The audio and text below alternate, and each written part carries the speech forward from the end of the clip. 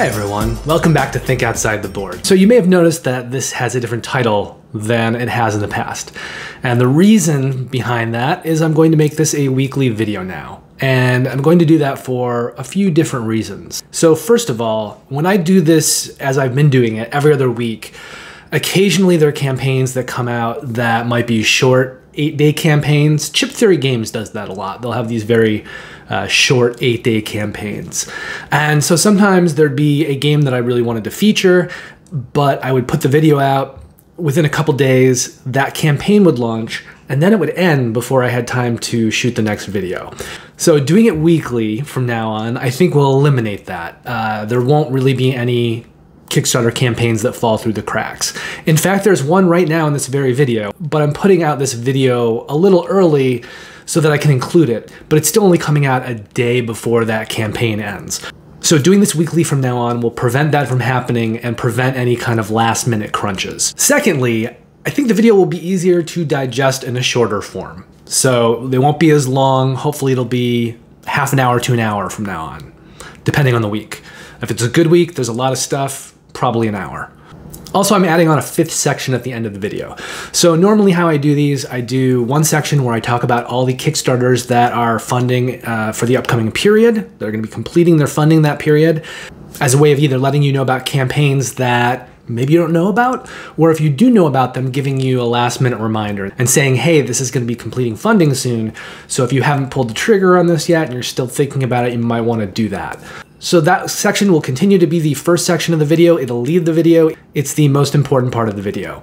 Then I'll be doing a quick section on games that I personally backed from the last period. And so doing this on a weekly basis will make all of these categories a lot shorter. There'll be fewer games. Sometimes there won't be any. Third, I talk about games that I've actually acquired, physically acquired since the previous video. So that could be Kickstarters that have arrived, that could be retail games that I bought. Again, if I'm doing it every week, it's going to be a little shorter. And then the last section, normally I talked about the games that I've played, and I'll still be doing that. But every video now I'm going to do a 5th section at the very end called What's Coming, and I'll be talking about the videos that you can expect to see from me in the next week. And so I think that'll just be a good little thing to have on the end to kind of keep you in the loop, keep you updated. And I just think it'll be an all-around good thing for me to be communicating that information and letting you know what's coming. And then the last reason for doing this is I think I'm going to be targeting Fridays. So I'm going to be releasing these videos on Fridays with the idea that for most people who work a normal, regular work week, if it lands on a Friday, that will give them the weekend to view the video when they have time, digest the content, and then they'll be ready to make decisions for the games that'll be funding that following week from Monday all the way through the end of that weekend. And so run through a Sunday, Monday to Sunday will be the period for each week. And then, you know, before we quite hit that Sunday, that Friday, the next video will come out for the following week.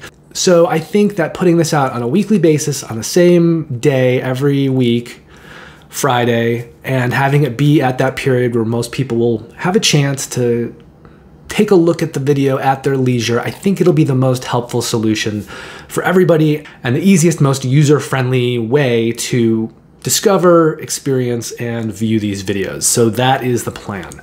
And if you're wondering what's coming in my production schedule for the coming week, stay tuned to the end of the video. So let's get right into this now. This is the Kickstarter Weekly for the funding period of August 5th through the 11th.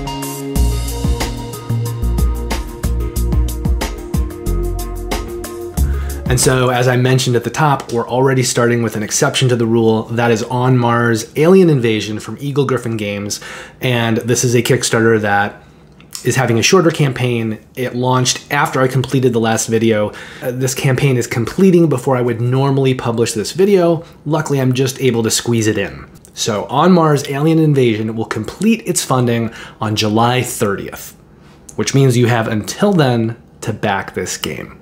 Now, they had a funding goal of $75,000 for On Mars Alien Invasion. They are currently sitting at $350,000, so that is about 5 times their asking price. The game plays 1 to 5 players, and it's supposed to take about 1.5 to 2.5 hours. This is actually an expansion. It is an expansion for Vital Lacerda's On Mars, which is a heavy worker placement game.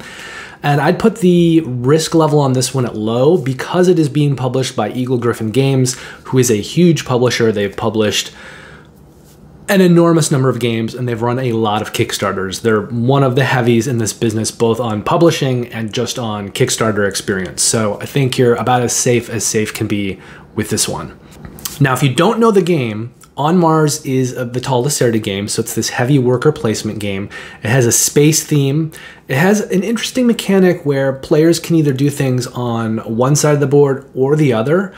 There's kind of like a planet side and a space side area of worker placement locations, and getting from one side to the other takes some planning. So a lot of the game is really about figuring out what you want to do in one area, getting all that done, and finding a way to get to the other area, and then going over there to do things. It's a really interesting design. It's a great game. Vital Lacerda is one of my favorite designers, and this is up there at the top for him, as far as I'm concerned. It also uses things like drafting, contracts, and area majority. So this new expansion, it's called Alien Invasion. Basically what it is 4 different expansion modules. Now, one of those can be used one versus many. 2 of them are just pure co-op, so 2 to 4 players. It makes it a cooperative game. And then the 4th module is a solo game, but it can also be played cooperatively. Now, another thing I'm going to do a little bit differently in these videos is I used to list the top 3 games that artists and designers had produced. And if they had more than that were in the top 1,000 at Board Game Geek, I would list all of those because I thought it might be valuable. You know, the game that one person knows from a designer or artist might be different than the game that another person knows. So I thought it was productive to be able to list all of these games. However, it's a lot of information download that you probably don't need. So moving forward, to make this quicker and more succinct, I will be listing the top 3 games if they are rated, and I will be listing up to the top 5 games if it's within the top 1,000. So what that means is when I'm listing games for artists and designers and publishers, you're only gonna ever see a maximum of 5 games. And I think just keeping it smaller is going to be better for everyone. I don't have to sit there and waste a lot of time trying to edit long lists together, and you don't have to listen to a lot of information download coming right at you that may not be helpful. So here we go, just kind of listing a much shorter summary of what these people have worked on. But if you want to know a little bit more about the people behind On Mars, the designer here is Vital Lacerda. He happens to be my favorite designer. My favorite game of his is Lisboa, and I would put On Mars in the top 3, probably along with Kanban EV. Now, Vital Lacerda's 5 most popular games are The Gallerist, Kanban Drivers Edition. That was actually the previous version to Kanban EV. I think eventually Kanban EV will take that spot, but for now, Kanban Drivers Edition is still ahead of Kanban EV on the charts. And then the other 3 games are Lisboa, On Mars, and Venus Deluxe Edition. So the game is illustrated by Ian O'Toole, who does the graphic design usually as well as the art. And this is the top 5 games that he's worked on, because he has a lot, are Age of Steam, Nemo's War 2nd Edition, Pipeline, Raw, and Stockpile. Finally, the publisher here is Eagle Gryphon Games, and their top 5 games are Age of Steam, Brass Lancashire, Railways of the World, Rococo. I'm actually going to cheat a little bit and combine these, but they've done Through the Ages, A Story of Civilization, and Through the Ages, A New Story of Civilization. So 5 games from Eagle Gryphon, technically 6. So I've already told you what the actual Kickstarter is for here. It's for 4 different modules that will add on to On Mars, which is why this game's player count is listed at 1 versus 5, because normally it is only a 4-player game. So the only time you're going to have a 5-player game here is if you're doing that 1 versus many. So you'll have 4 players playing the game like you normally would, but then playing against a 5th player. And then there's the 3 cooperative modes, 2 of which were primarily designed as cooperative, and 1 which was primarily designed as solo but can be played cooperatively. So for the $49 pledge level, which is called On Mars Alien Invasion, you will get all that stuff, the new stuff, those 4 modules. So if you don't have the game and you want to get the game as well, you want the $174 pledge level that will give you the Kickstarter edition of On Mars and the new Alien Invasion content. And there's only 2 pledge levels on this one, so it's pretty simple. You either get the new expansion or you get everything.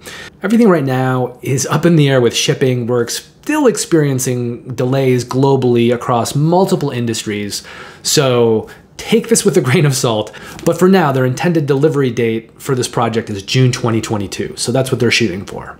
Now we're moving on to the actual period that this video would normally be for the coming week, and I'll be covering 5 more games in that funding period. So the first game will fund on August 4th, and that is Pulp Invasion X2. Now this started with a funding goal of $6,000, and they're currently at about $30,000, so that's about 5 times their funding goal. So they're doing well. This is a game that was primarily designed as a solo game, but they previously did an expansion X1, which brought it up to a 2-player count, and it could be played 1 versus 1, kind of a battle version of the game. It plays in about 20 to 30 minutes. It's a medium-light game. I think the risk on this one is medium-low. The publisher, AV Studio Games, has done a fair amount of Kickstarters, including Clinic Deluxe Edition, and they've had several Kickstarters for that, several expansion Kickstarters, and I've backed most of those and had a pretty good experience with them. And I think they know what they're doing, and AV Studio Games, Alban Viard's company, I think they're fairly reliable. So as I said, this is a solo game. It's a bag builder. It's also got dice rolling. It's kind of like a mitigation game where you're dice rolling and you're using different things to mitigate what you roll and use your dice in different ways. The art on this is, I think, commissioned pulp art, and the space theme here, the pulpy space theme, is definitely like dripping. That is one of the main reasons to get the game, I think, is for the theme. It also reportedly is a relaxing game to play, but it's not easy, so your victory rate is going to be on the low side. It's just the nature of the game. If I'm just pulling something out of the air, let's say 1 out of every 3 games, you may win. So while it is relaxing and fun to play, it's not an easy game necessarily. And as I mentioned, if you want to be able to play this game at 2 players, then you also want to pick up the X1 expansion, which adds in this kind of PvP mode. The new expansion, X2, is basically just going to give you more stuff. New content, a little more variability, some extra things. So this game is designed by Todd Sanders, who has a very eclectic design style. No 2 of his games are really that similar. It's kind of hard to get a feeling of what Todd Sanders' games are like. But the 3 games that he's designed that are the most popular are an abstract game called Ayunu, The Maiden in the Forest, and Mr. Cabbagehead's Garden. And Todd Sanders is also handling the art on this one, although as I said, I don't think he's actually creating the art himself, he's commissioning it. He's getting old pulp art and buying the rights to that. And he's worked on the art for Mr. Cabbagehead's Garden, Small City, and Trick of the Rails. Now, as I mentioned, this game is published by AV Studio Games. Their biggest hit is probably Clinic Deluxe Edition, but they've also put out Small City and Tramways. Now in this game, the smallest pledge level is just for the new stuff, just X2. So if you have the original base game and you only want the new X2 content, that is the $12 pledge level called the Captain. And just as a reminder, I'm not including or talking about shipping when I'm talking about the pledge prices, just because now more than ever, that's going to vary so much from region to region. And if I were to do it, I'd probably do it for the United States, but if people are watching this video who aren't in the United States, I don't want to put out kind of extra information. So I'm just sticking to the pledges themselves. And then if you're really interested in backing it, you'll need to figure out what the shipping is for you. But as always, if you look down in the comment section below this video, I have all the different campaigns linked. So if you hear about something you want, you can just look down, click on that, it will take you to the page, and then you can look at it directly. So everything is linked, everything is down below. Now, if you already do have the base game for Pulp Invasion, but you don't have either of the expansions and you want to pick them both up through this campaign, then you want the $27 pledge called the extensions. So that's both expansions. If you don't have anything and you want it all, you want the $47 pledge called the Landing Team. And I think $47 for the base game and both expansions, it's a pretty good price. And they are shooting to deliver this one in December 2021. Also funding on August 4th is Rat Queens to the Slaughter. Now, this is a game that had a $60,000 funding goal. They're sitting at $260,000 currently as I shoot this. So that's over 4 times their funding goal. Now, this is a game for 1 to 4 players. There is a solo mode. It plays in about 45 to 60 minutes. I'd probably class the complexity on this one at medium light. And I'd put the risk level of this Kickstarter campaign at medium low, based on the publisher. Now, this is actually a game that's based on a comic book theme. There's a comic book called Rat Queens that's run for a while. It's sort of pitched as Lord of the Rings meets Bridesmaids. So it features these female characters. They're kind of boisterous and bawdy like Bridesmaids characters, but it's set in a fantasy setting. And the comic has been pretty popular. It's basically the comic book artists that are the art on this game. So they've taken the art from the comic and they're using it in the game. So that should make fans of the comic very happy. It also has the blessings of one of the writers and the creators of the comic who called the game fantastic. So I think if you do like the IP, if you really like the comic, and you want to get a board game based on the comic, it looks like this is going to be pretty good. It's a cooperative deck builder with asymmetric powers, and it uses things like deck construction and dice rolling. So the designers on this are Erica Bouyaris and Senfung Lim.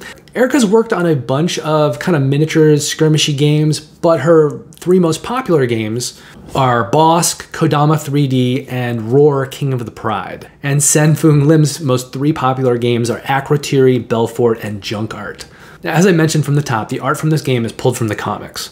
So the artists are Owen Gianni, Priscilla Petrates, Stepan Sejic, and Rock Upchurch. And then there's a 5th artist who is not associated with the comic, who did the art for the cover, the game box, and her name is Megan Lara. Finally, it's published by Deepwater Games, who you may know from games like Fantastic Factories, Hanamikoji, and Welcome To. Welcome To has been a huge runaway hit for them. So there's really 3 different price levels on this one. For $49, the Novice Adventurer Pledge will have the base game as well as some alternate variant art player boards. So you'll just get those automatically even with the base pledge. Now for $79, you can pledge at the pledge level called Battle Maiden. That will include an expansion called the Braga expansion, as well as all mini expansions and all stretch goals. So a lot of the stretch goals are probably tied to the minis, and if you're just getting the base game and you're not getting all of the minis, you wouldn't be getting all of the stretch goals. But that $79 pledge level will get you all of the stretch goals. Now, if you want to go even bigger, there is a pledge level for $139. It's called the Ultimate Rat Queens All-In. It's going to add in one final mini character expansion called the Evil Hannah expansion, and then a lot of cosmetic upgrades. So that pledge level will include playmats, deluxe metal coins, sleeve sets both for the Rat Queen cards and the monster cards, and an extra dice set. And Rat Queens to the Slaughter is looking to deliver in May 2022. The last game funding on April 4th is called Soul Raiders. Now, Soul Raiders had a funding goal of $59,000. They're currently at about $290,000, so they're just shy of 5 times their funding goal. Soul Raiders is a game for 1 to 4 players, plays in about 2 to 4 hours. It is a medium-heavy game in complexity, and I'm gonna have to put the risk level on this one at high. Now, it does have some kind of industry veterans behind it. I think what they're doing here is on the sort of bold and innovative side, but it is a first published game and a first Kickstarter for this new company. So I think that elevates this into the high risk level. Although, you know, that's not necessarily a reason not to back it. You just need to know that going in. It's something I'm actually considering backing, even though I'm rating it as a high risk level.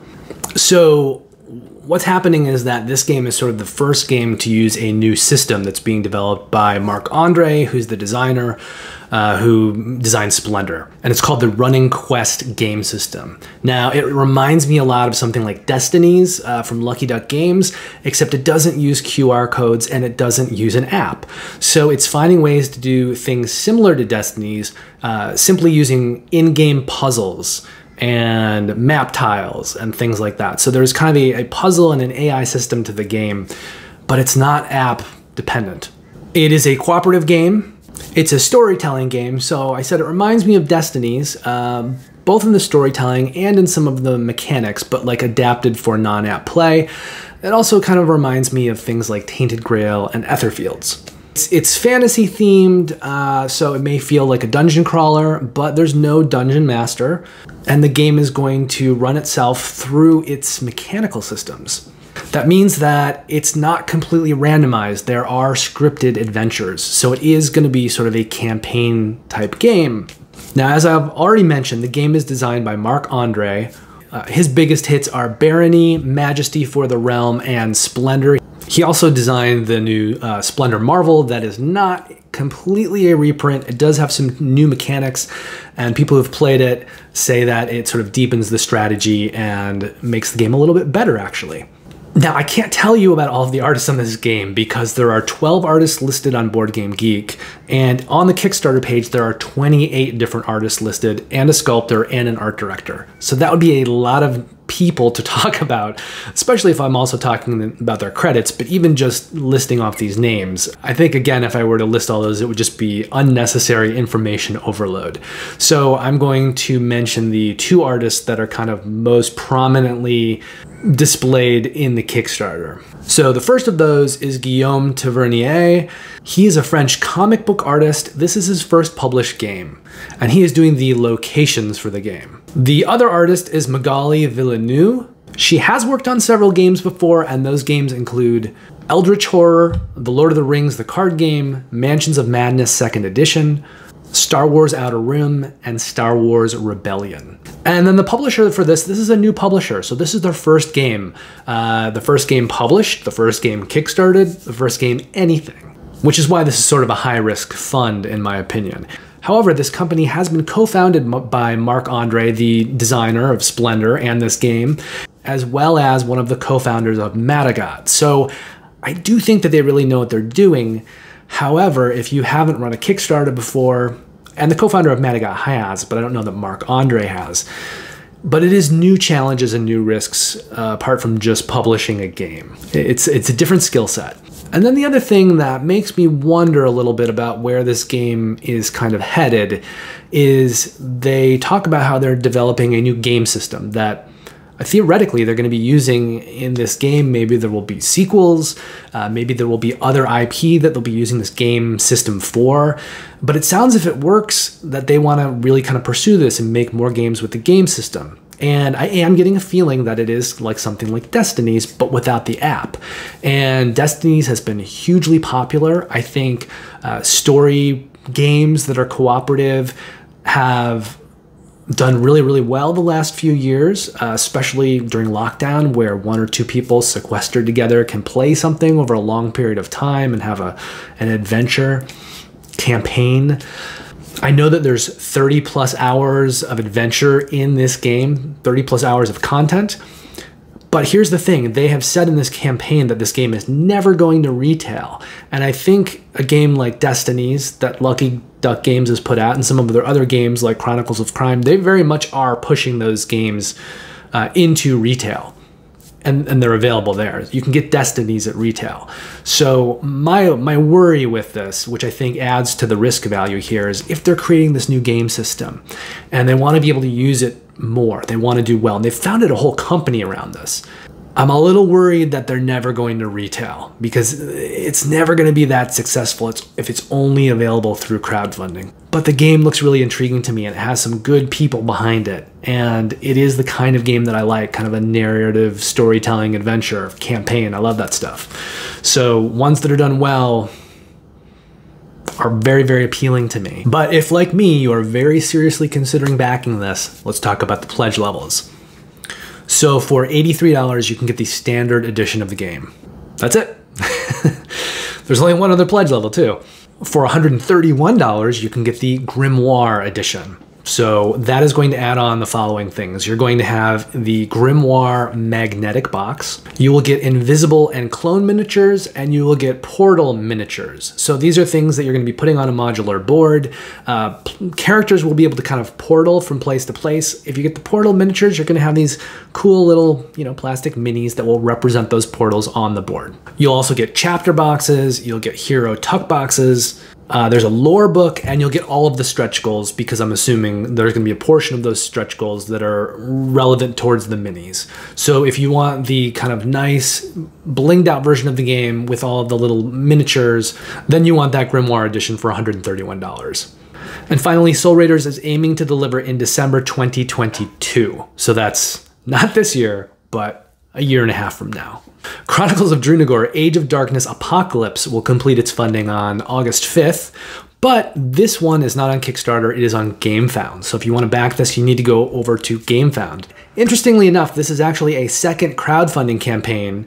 There was a previous campaign on Kickstarter for the base game. And this came out at a time when there were a lot of dungeon crawlers, which is why I passed on it. Whatever was going on at the time, I backed a couple other things. I do not have unlimited funds, and so I had to make some choices.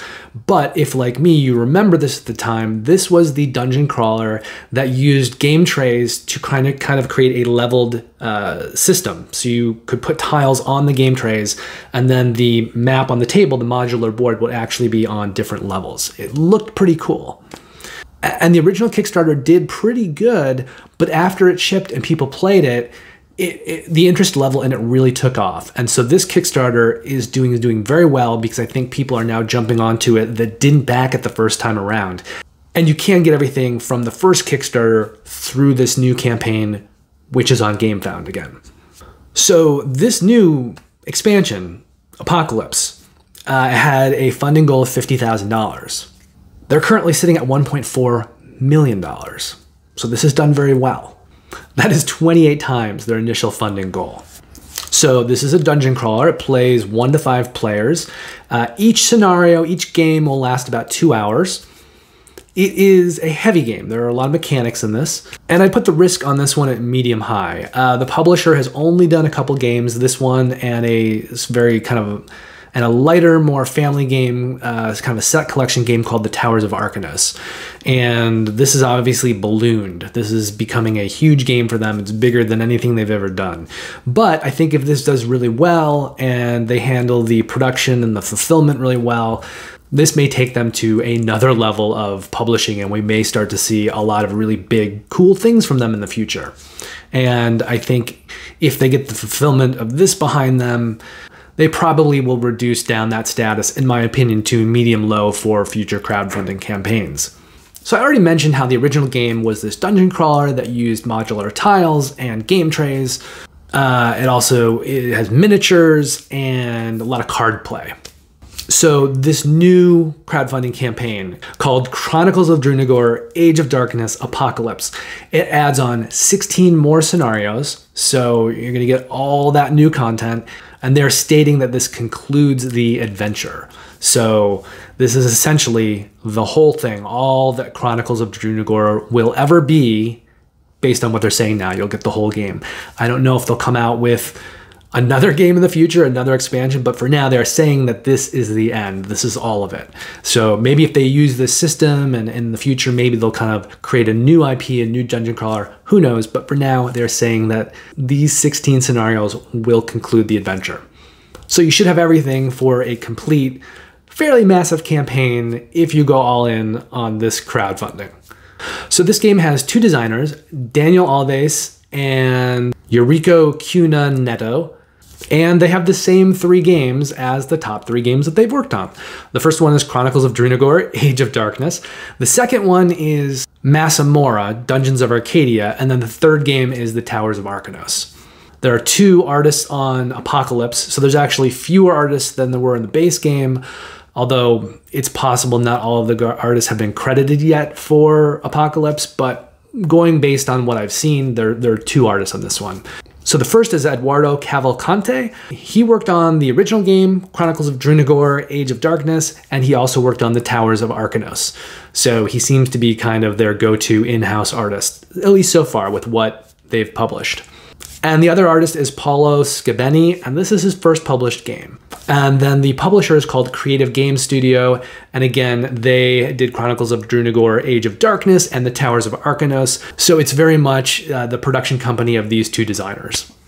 Now, there are 3 different pledge levels on this one, but they don't really cover everything. So let's get into this a little bit. For $95, you can pledge what's called New Content Apocalypse Adventures. And that will get you this new expansion with the relevant stretch goals. However, if you still want the base game, there's a couple ways that you can get that through this campaign. The first is to pledge the $115 reprint of the Hero Pledge from the first campaign. So that will just get you the flat base game from that campaign and an expansion called Spoils of War. And that's it. It's kind of the bare bones base pledge from that first campaign. If you want to get everything from the first campaign, then you want to pledge the $339 pledge level called Reprint All in Age of Darkness, and that is going to include, of course, the base game and Spoils of War, but it's going to add in these things as well. 2 more expansions, 2 adventure packs, a monster pack, 2 extra heroes, a build-your-own game trays dungeon system, hero trays, a dice set, and foreteller narration just for that first campaign. Here's the thing though, if you pledge that pledge level, that is the highest pledge level. So you can't get both the new stuff and the previous pledge level. However, you can add things on to your pledge. So you can pledge multiple pledge levels at once. So I think what you're gonna wanna do if you want everything, you wanna pledge that $340 all-in pledge level, and you wanna add on the new content, that $95 new content. Here's the other thing, that $95 new content does not cover all of the new content. There are a few more add-ons that you're going to also want to add on if you want all of the new stuff. So those add-ons will include a miniatures expansion for the 4 Horsemen of the Apocalypse. So it's just an expansion for those 4 figures. There's also a new hero pack. There's an expansion for miniatures for companions. So in the base game, the original base game, the companions were just tokens. And there are going to be more companions in this expansion. So if you buy the companions miniatures add-on, it will give you miniatures to use both in the original base game and the new game in place of those tokens. There's also a new dice set. It's purely cosmetic, but really cool dice. So a lot of those add-ons that I'm mentioning are cosmetic in different ways. But if you want all this stuff, especially the miniatures like the 4 Horsemen and the hero pack will have additional content because you will be able to play that hero. Any of those things that you want to kind of add on your pledge, you will need to do in the add-on section. So just be aware. And finally, they are shooting to deliver this one again in December of 2022. Now the last game in this section for this week is called Volfyirion Guilds, and that game will complete its funding on August 6th. Now they had a funding goal of just under $18,000. They are currently at $254,000 or 14 times their minimum funding goal. So they're doing very, very well with this one. This game plays 1 to 2 players, but if you buy 2 decks, it can play 1 to 4. Games are supposed to play in about 20 to 40 minutes, so it's not a huge long game. The mechanics of the game are probably in the medium light range, and I would put the risk on this campaign in the medium low level. The publishers run a bunch of Kickstarters. Their games look gorgeous. None of them have been huge runaway hits, so they seem to be waiting for that one game that's really going to take them off. But their production quality and the games that they've made look really, really nice. And this game also looks really, really nice. So it's a 2-player deck builder, so you can play head-to-head. You can also play it solo. And if you're to get enough sets of things, then you can play it multiplayer. You can do a free-for-all. You can also do 2-on-2. And if you're going to want to play it with 4 players, you're going to need to get a couple extra things.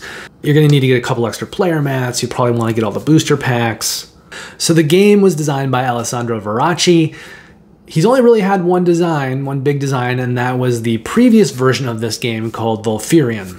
It was a somewhat smaller, more compact, smaller footprint, smaller scoped version of this game, and in some of the pledge levels you will be able to get that original version of the game, and you'll also be able to implement it into guilds if you want to kind of expand the mechanics a little bit. So there are a couple of artists on this project. The first is Travis Anderson, and he's worked with the publisher a lot, almost exclusively. He's worked on Achaeon, Mysthia, and Volfyirion. And then the second artist Andrea Butera has previously worked on a game called Legends of Novus. And finally, the publisher Tabula Games have published Barbarians the Invasion, Mysthia, and Volfyirion as their 3 most popular games. Now there are a bunch of pledge levels on this one, incorporating different elements, so let's just go through them. The first one is the $17 pledge. It's called the Volfyirion Guilds Retail Edition. It's basically a copy of the core box and 2 monster cards. For $18, the Dragon Pledge, you can get the Dragon Miniature. So in this game, if you just kind of order the base game, there is a little dragon meeple. And part of the gameplay of this game involves players trying to destroy each other's citadels or cities, and occasionally you can send this dragon out to attack another city. And if the player isn't able to get rid of the dragon over the course of a round, it will completely destroy their city. And cities in general are hard to destroy. You kind of have to one-hit it, like it won't take damage over time. You can't damage it like over a series of turns. You have to do a certain amount of mass damage all at once, which can be hard to kind of build up to be able to do that. So if you sick a dragon on one of these cities, the dragon will do that for you. So he's pretty powerful. And in the base game, he's going to be this little meeple. So if you want him to look as powerful as he is, you can get this, this dragon miniature. However, just know that that $18 Dragon Pledge, that only includes the Dragon Miniature. So that is probably there for people who don't really want the game, but they really think the miniature is cool and they want to get it and have it and possibly paint it. Now for $29, you can pledge for the Volfyirion Guilds Kickstarter edition. So that's going to include the same thing as the retail edition. You're going to get the base game and the 2 monster cards, but you're also going to get 2 more Kickstarter exclusive monster cards, and you're going to get the Wonders Pack, which sort of adds in a whole different mechanic to the game. Now, if you want to go further down this pathway of Volfyirion Guilds, for $55, you can pledge the Tylaris Pledge.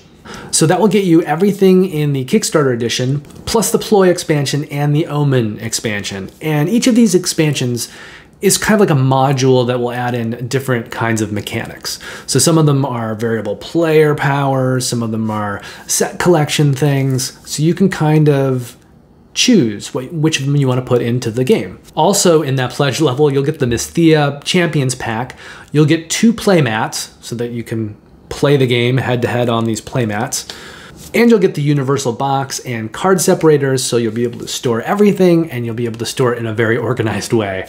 Now for $66 for the Ilvash History Pledge level, you're going to get everything I've mentioned and you'll get the original Volfyirion card game thrown in. Now, if you want that dragon miniature and you want everything else too, for $81, there is the Kiradar Awakening Pledge.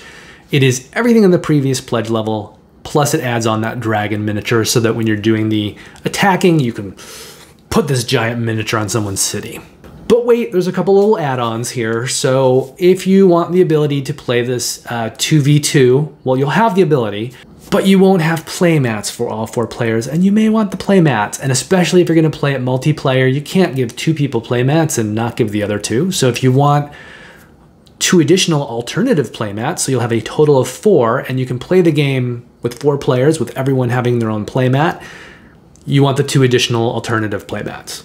And that's going to run about $19. And then finally, there are these really nice wooden, I think they're screen printed, but they're these wooden resource tiles. They're going to be placing them on cards. There's 3 different kinds. They represent different things.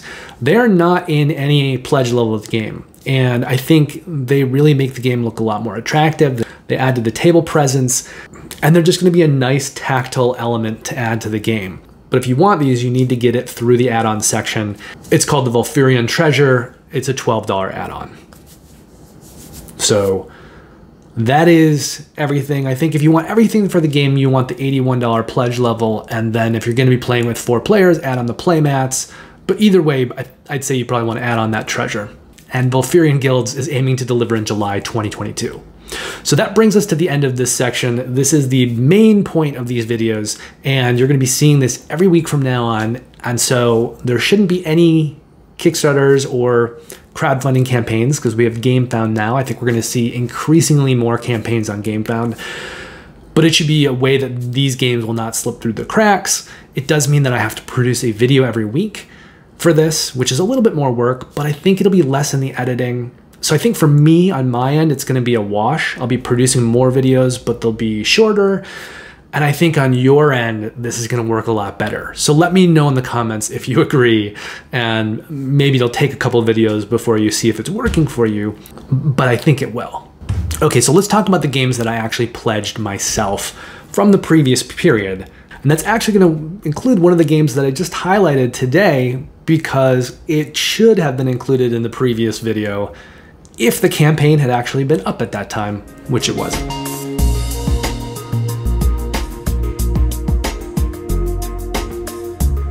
That's On Mars Alien Invasion, but let's come back to that in a second.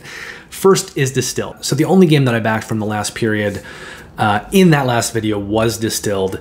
It is a Euro game, very, very card-based, a lot of card stuff on the table. It's got a big footprint on the table, but it is this massive card game Euro.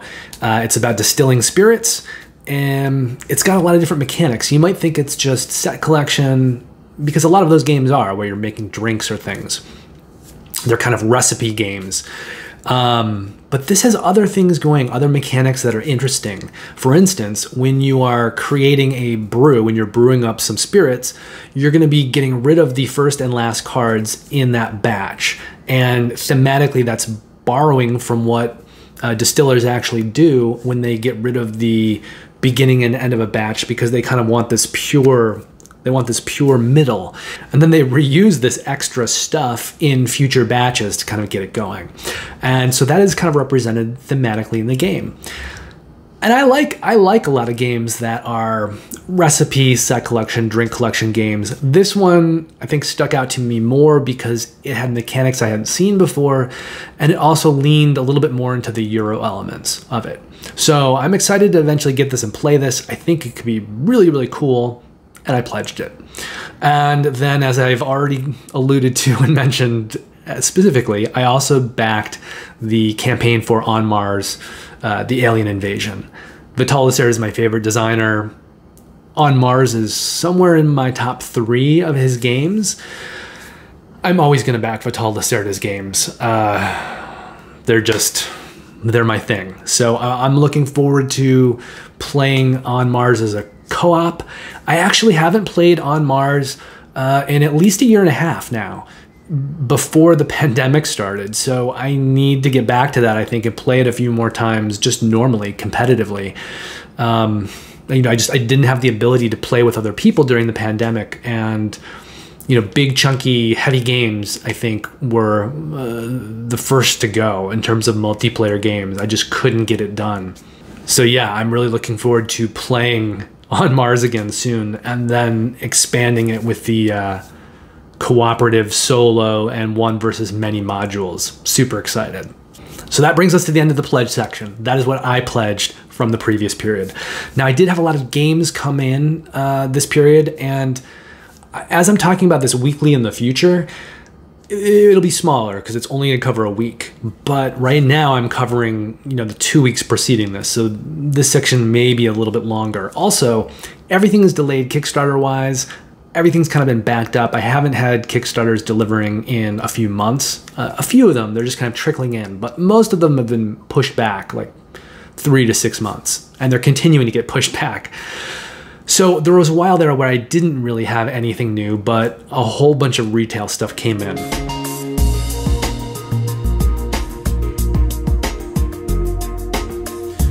First of all, I finally got Beyond the Sun, which is a game I've really been wanting to play. I've heard great things about it. It's a space-themed game. I've heard it described as the track management game. So I think there's a lot of, you know, going up tracks, and it's one of the primary gameplay elements are these tracks. So I'm not sure. I need to play this game. I need to see kind of how the tracks work. Sometimes if there's a movie out that I know that I want to see, I kind of try to avoid the trailers. I don't want to have things spoiled with me. And so if I hear about a game and it's really well regarded and I think I'm going to like it, sometimes I don't do too much of a deep dive into the videos before I buy it. Like, I want to kind of have that discovery on my own. So I haven't looked too deeply into Beyond the Sun. but I knew I wanted to try it. So I'll see what I think about it. If it feels like track management in a bad way, where you're just kind of moving things, the game may not be that long for my collection. I don't think it's going to just feel like that, because I have heard so many good things about it, but it is a game that I'm going to be playing soon and probably making a video on soon as well. And it is one of the games from 2020 that I still need to get played before I can do my top 25 of 2020. And I've been trying to acquire this one for several months. It was just out of print, really hard to find. I did not want to pay an arm and a leg for a used copy on the secondhand market. I didn't want to pay an arm and a leg for a new copy on the secondhand market. So I was just waiting for that, reprint to come out. And finally it did, so I got it. I had other things that I filled out my cart with, so that I didn't have to pay for shipping. And so some of the games that I'm going to be mentioning below were added on with various kind of pre-orders. I also got Coffee Traders. That actually was a pre-order. And I know very little about Coffee Traders. I know it's a very heavy Euro. I think it's a worker placement game. It's kind of a trading game themed around coffee. I've just heard really good things. It's also published by Capstone Games, and Capstone Games, maybe the last year, has possibly become my favorite retail publisher. I mean, there are great publishers out there that are always on Kickstarter, like Chip Theory Games, Orange Nebula, Eagle Griffin does a lot of Kickstarters with the Vital Lacerdas. There are a lot of really nice, good-looking games on Kickstarter. However, I think Capstone Games this last year kind of has the edge for retail games. They've just put out so much stuff, and everything that they've put out that I've played is a gem. Is really, I mean, we're talking a minimum of like 8 out of 10, and a lot of them higher than that. So I'm really, really liking Capstone Games right now. And I've heard really good things about Coffee Traders, but it's another one that I kind of haven't looked too deeply into yet. I just want to have my experience with it. And again, I will be probably doing a video for that soon. I also picked up Cosmic Frog, which is a game that's kind of under the radar, but everybody that I know who played it last year loved it and thinks it's totally weird and totally bizarre, and it's just a game that I had to get to try out. You are battling in space with cosmic frogs, end of the universe. It looks like the board game equivalent of one of those old felt black light posters with like Jimi Hendrix or something on it. It looks cool. So I need to play it. I need to kind of form an opinion on it. I don't really know that much about it, but it is, again, one of the kind of remaining 2020 games that I need to play, I think, before I play a list, because I'm either just probably not going to love the game, or I'm going to think it's amazing, and it's probably going to be the last of those two, but I have to play it. So the next game here, I think I used to fill out my cart, but it's a game that I'd been thinking about and had my eyes on for a while, and that is Freshwater Fly. Now, Freshwater Fly is designed by Brian Suhr, who has a Kickstarter delivering soon. It's called Merchants of the Dark Road, and I backed it. I think it looks awesome. I'm really excited to get it. He had a Kickstarter previously through a different publisher called Winterborn. I think that's just hitting retail about now. And then he had done this one. He did one called Coldwater Crown. But every game that I've looked at his, that I've looked at videos and gameplay and things like that, I'm impressed. And I think Brian Suhr is going to be a huge designer as things move forward. And I just kind of want to play more and more of his games. Now, what also attracted me to Freshwater Fly, I think the reason I started there versus Coldwater Crown. Freshwater Fly is a board game themed around fly fishing. And the player boards, the player mats, are these kind of fishing reels. And there are rondelles on the player boards that work with this reel. And it just looks so clever and compelling and fun to me. It was something that I knew I had to get and try. Now, this isn't a game that I'm going to be putting out a first impressions video for, because it's not a new game. But if I really like it, maybe it'll end up being one of the first games that I do a full teach and review for after I get through the backlog that I have of first impressions videos. But it's not a new enough game for me to do a first impressions video on. but I'm excited about it. The player boards look cool. I think Brian Sewer is a designer to watch, doing really, really good stuff. And I think his work is going to get better and better and better. And then the place that he's starting with and some of these games that he's already made, that's impressive. So I'm excited to get to Freshwater Fly. Now, I had 2 other pre-orders come in. They're for 2 sort of matching games, Imperium Classics and Imperium Legends. Now, these are deck building civilization games. And each of the games comes with 8 different factions, and they each play differently. I've played it a few times now. I really like it. You're going to see a video coming for Classics. I'm not sure if I should also do a first impressions video for Legends. It's the same game, so I mean, the video should really work with both sets. It's just that I haven't played any factions yet from Legends. And then as far as me getting to a full teach and review video for both of those games, I don't know when that will quite happen.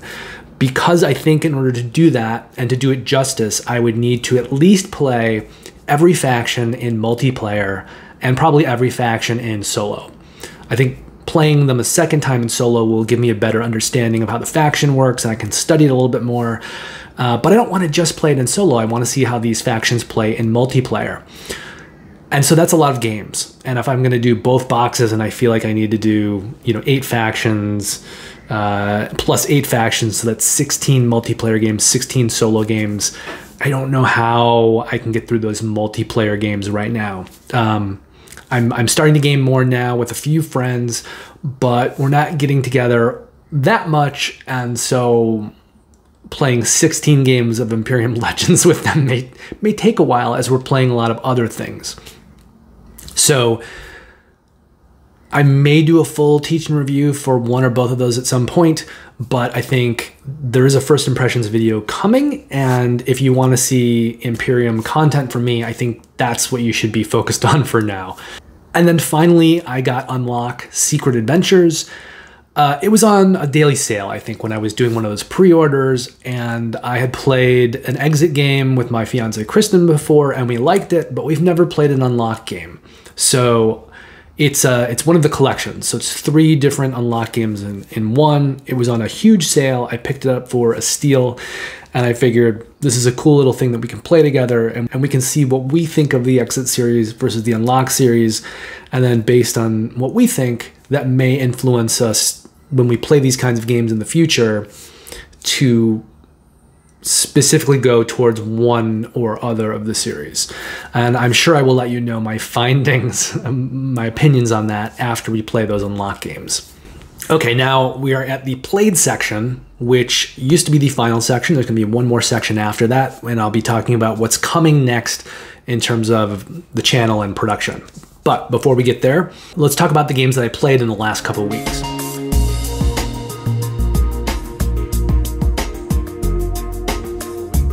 So first up is Bushido, which is a 1 versus 1 battling game. So you're fighting each other, you're using some hand management and cards, also dice rolling. It reminds me a lot of Dice Throne. And I like Dice Throne a lot. And Dice Throne isn't really my kind of game. I tend to not really like lighter games. But Dice Throne is so well produced, and it's got a lot of different components that are very fun to deal with. It's got chunky dice, it's got little tokens that you use, and I find the system in Dice Throne so cleverly designed and implemented that even for me, for someone who might not gravitate towards that kind of game, it's pulled me in. And I like Dice Throne Adventures even more because I like being able to take those characters and then go play them co-op. But I do still like playing them one-on-one. They're just really fun games. Bushido is a lot like Dice Throne. I don't think I like Bushido as much as I like Dice Throne, and I don't think it's as well produced, but it's fairly close. I mean, it's pretty good. It surprised me, I think, how good it is. I would definitely play it again. I don't know if I would buy it. I don't think I would, because I do have kind of everything Dice Throne, and I don't think I need another game that's that similar to that, but I like Bushido a lot. It's really good. As you're playing, you're trying to knock down your opponent's health. And and it kind of goes back and forth each round. And you're playing a card, you get certain dice depending on the card that you play, and there's conditions on the card. And then you also get dice for your stance. And so you're trying to do all this damage, and then there are other card effects that can kind of mitigate damage. And there's some strategy determined on the kind of dice pool that you're using. And there's also a cool mechanic about when you change stances and you exchange combat dice for defense dice or vice versa. So I really liked it. My friend Ryan Everly came over on Sunday. He's actually going to be more involved in the channel moving forward in a couple months, and I won't talk about that too much now, but there will be news coming from that eventually. So thank you, Ryan. Thank you for showing me Bushido. It's really cool. I enjoyed it a lot. We were talking about channel stuff, so we didn't actually get to play as many games as maybe we would have liked. I also showed Ryan Curious Cargo, which is a very cool little tile placement game from Capstone Games. There's Capstone Games again. I do have a first impressions video out on Curious Cargo, and I really like it. I think I rated the game a 9. It's really good. I would recommend it to people who like patchwork but want a step past patchwork that is very thinky. It's a 2-player tile placement game, and you're sort of exporting these goods. So the decision-making process there has to do with, in one phase, you are creating a patchwork of tiles, a pipe network that you're going to use to export or import goods. And then in the other phase, you're sending out trucks, which you can either send through your export line or your opponent's export line. And then you're trying to ship out goods or catch the goods that your opponent is shipping and import them. It's really thinky. It's got a lot of kind of like complex decisions made in terms of the tile placement and some of the actions. And I really like it. It is a great small box that has so many good choices and just a lot of crunch to it. So if you like that kind of game, highly recommend. Then Imperium Classics. So I've played this a total of 3 times now. I played the solo mode twice. The first time I was playing the solo mode incorrectly because there is a rule that's not in the rule book. And I didn't know about it until I was watching a gaming rules video. So if you have Imperium Classics or you're wanting to play it and you want to play the solo, and you should because there's a lot of great solo content in there, you need to know this, which is that when the bot is playing cards, and it has its cards kind of placed out, the cards that it's going to play for that round, when you reveal that card, if it's an unrest card, you're not going to do anything. You're just going to return that unrest card to the unrest pile. And I didn't know that in the first game. I never did that. And so I was taking actions for the bot based on those unrest cards and then putting those unrest cards back into the bot's hand, which is what you would do with other cards or the discard pile, depending on the card. But it meant that those unrest cards were not going back into the pile, and it triggered a collapse, which is generally a bad thing in the game. If you trigger a collapse, you don't get to score like you normally would. It's just, I think it's whoever has the least unrest cards wins. It's not really fulfilling, and the game can be kind of long. It takes a little while to play. It's got a lot of terminology into it. So when I was learning it, it felt like there was a barrier to entry there, and I wasn't able to absorb everything as I often can do just from reading the rule book. There just was too much terminology. But the moment that I sat down and started to play it and put the terminology into effect, it came together, and it does not feel as complex maybe as the rating does. But in the beginning, it felt maybe even more complex just because of the terminology. So it gets a lot easier as you know it and as you play it, but there is a little bit of a bump in the beginning. Just get over the bump. It's not hard to get over it. Some of it may be in your own mind. It's just the terminology. So, my advice would be to read the rule book and then start playing, and you'll figure some of the questions out as you play. But you need to know that about the unrest. So in the second game, I played it correctly, and I won. I think I played the Macedonians, and I beat the Persians. And then I got to play an actual game with my fiance, Kristen, the other day. We had a really good game. The score was close. She played, I think, the Macedonians, and I played the Persians against her. I think when I played that solo game that I played correctly, I was playing the Macedonians against the Romans. So I'm slowly getting more experience with different factions. I tried to focus on the Macedonians a little bit at the beginning. I think I played them for my 2 solo games, and then I had Kristen play them in our 2-player game, and I took the Persians. And they're all level 1 difficulties. So the factions in this game are rated different difficulty levels, and as you get into the higher level difficulty factions, they're just mechanically more difficult and complex to play. So I've been starting at the easy end, kind of wading into the pool. I'm really enjoying the game. I will be having a first impressions video on it coming soon, and it's great. I think if you're looking for maybe something, the new Through the Ages, it feels like a newer Through the Ages. Maybe Through the Ages crossed with the new Imperial Settlers Empires of the North. So maybe that meets Through the Ages. But I really like this. It's great. It's at retail now. I don't know if it's sold out or how hard it was to find. I had to pre-order it, and I know where I pre-ordered it from, they're sold out. But I actually had a friend who got it before my pre-order came, and he found it, I think, at a Walmart. I won't shop at Walmart. I have very good, I don't think anyone should shop at a Walmart. I think they're a bane on this country, but he shopped at a Walmart and found it there. So I'm not sure. I'm not sure where it is out in the wild right now. I haven't looked recently. I have both copies. I have Classics and Legends. I've only played Classics. I haven't delved into Legends yet. Legends is supposed to have more complicated factions. It has some easier ones, and it has harder ones, but it has more harder ones than Classics.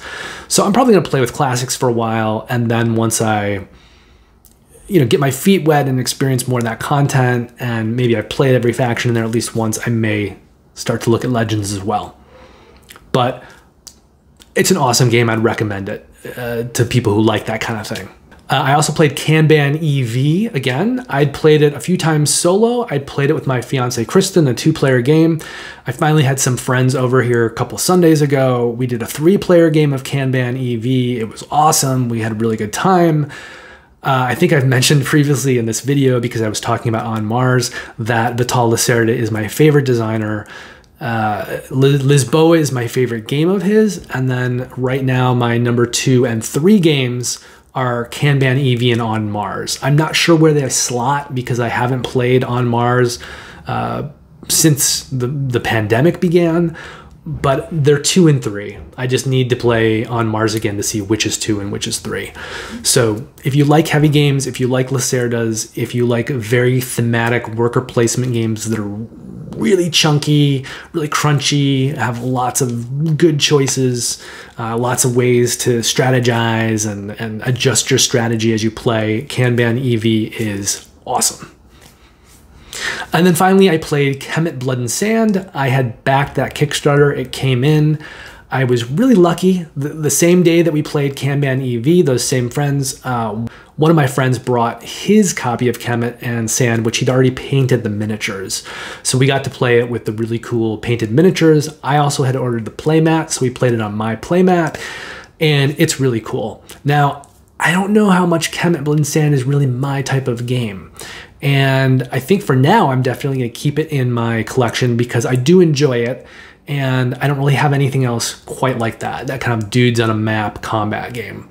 I really liked Rising Sun when I played that a few years ago several times, but I felt that Rising Sun really only worked at high player counts. And there was so much to that game and such a price tag that I just didn't feel like I needed to go out and spend all of that money and then maybe only occasionally be able to get big 6-player games going at like a meetup or something like that. I figured I'll have enough of an opportunity to play other people's copies when I occasionally have the ability to play Rising Sun at a higher player count.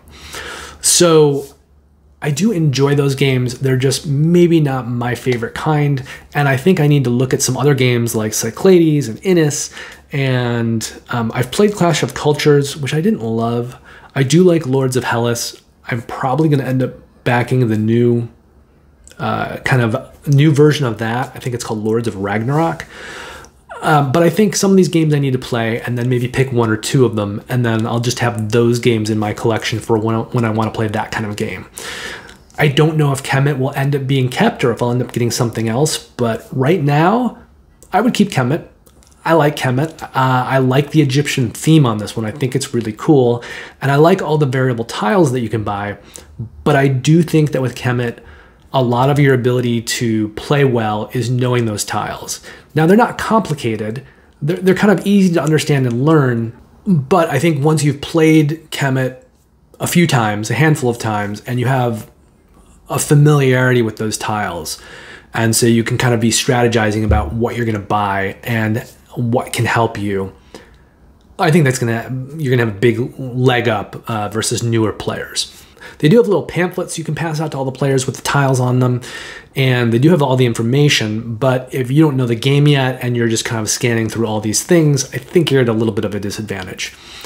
Anyway, there will also be a first impressions video for Kemet Blood and Sand coming soon. So we have finished the played section. Let me now get into the what's coming. And this is going to be a new section. I'll be doing this at the end of all of the Kickstarter weekly videos in the future. I'm going to try to keep them short. I just want to give you guys an idea of what I will be producing in the next week.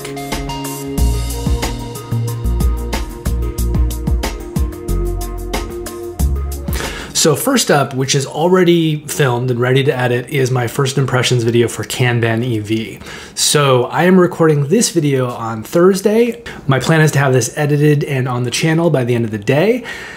I'm not sure when exactly I will be able to get Kanban edited and up. It could possibly be today or tomorrow, but I think more likely Sunday. And I think not later than Sunday. So I think it's likely the Kanban EV video will hit around Sunday.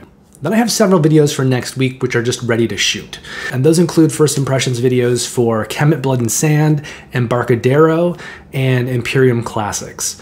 So those will probably be appearing on the channel next week between, let's say, Tuesday and Thursday. And then, of course, next Friday, you will get the next version of this video, the next Kickstarter Weekly. Now, if anything gets bumped, I think it would be Imperium Classics. So that's possible if next week gets really busy, that Imperium Classics video could hit next weekend, maybe next Sunday, instead of Thursday to Friday. Now, once we move beyond that, the stuff that I have in the pipeline, which you probably will see coming the following week, will include first impressions videos for Beyond the Sun, Coffee Traders, Cosmic Frog, and Oath, Chronicles of Empire and Exile. And then, of course, you get a third Kickstarter weekly video that week. So when I do next week's video and I talk about what's coming the following week, I'll have a little bit better of an idea, but for now, it's probably going to be those 4 games. And then beyond that, and I won't be talking about this in future videos. In future videos, I'll just be talking about what I have that still needs to be edited and really what is ready to shoot for the following week. But I also wanted to let you know there is a lot more coming for this channel in the next year that I'm super excited about. You're going to see a lot of upgrades over the next several months.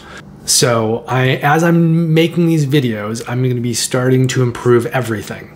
And that's going to include new camera equipment, new lighting. I have a studio space that I'm creating upstairs. And when we get up there, there's going to be a different setup, better lighting, better sound, possibly some soundproofing if I feel I need that. And it'll be easier for me to get videos made and have them look better. I also want to improve things on the editing side, and I may be looking at taking some online classes and things just so that I can do more stuff with the editing and have these videos look better editing-wise as well. At some point while I'm doing that and I'm kind of catching up on first impressions videos, I have about 10 or 12 more that I'm trying to get done from games in 2020, like Beyond the Sun and Cosmic Frog, and maybe 10 or to 12 games that are in the first half of the year. So as I get caught up on that, and as I finish playing some games that I need to get played still from 2020, I will be doing a top 25 of 2020 list. And once that is done, I'm gonna have a friend of mine, Ryan Everly, who's gonna be doing some content with me and co-hosting some videos. And sometime around there, we'll probably be launching a Patreon as well, but more on that later as we get to that. The first thing that Ryan and I will probably be doing is doing a top 100 games of all time. I'm into heavy Euros, and campaign games. So sometimes storytelling, kind of narrative stuff, sometimes dungeon crawlers, but those are kind of my preferred areas. Ryan is very knowledgeable about dungeon crawlers. That's kind of his thing, but he also likes these niche games. Like, you know, he brought me Bushido this week that we played, and he likes some of the strategy and kind of more medium-like games. So I think between the two of us, we're going to have a very, very different and very diverse list.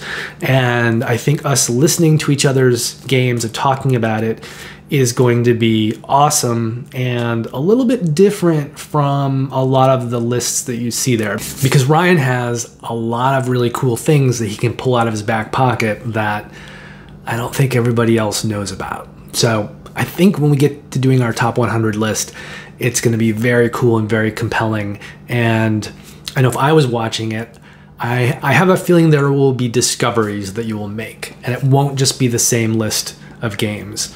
It may be more that on my end. I may just have a list of very good games, but I think Ryan's going to have a lot of very cool surprises, and I'm really excited about that. So that is everything coming up in the kind of further future. And then as we kind of move on, we're going to be also starting a Twitch channel and having live plays on that.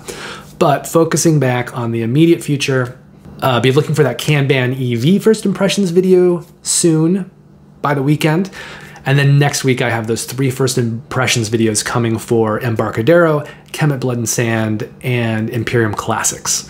We are at the end of the very first, what I'm calling the Kickstarter Weekly. I hope you enjoyed it, and I hope you will join me again next week, Friday, back here on Friday for the next one. And we'll make this a weekly thing, looking at the cool Kickstarters coming up and completing their funding in the next week, and things that maybe we don't want to miss out on. So thanks very much for watching. I appreciate it.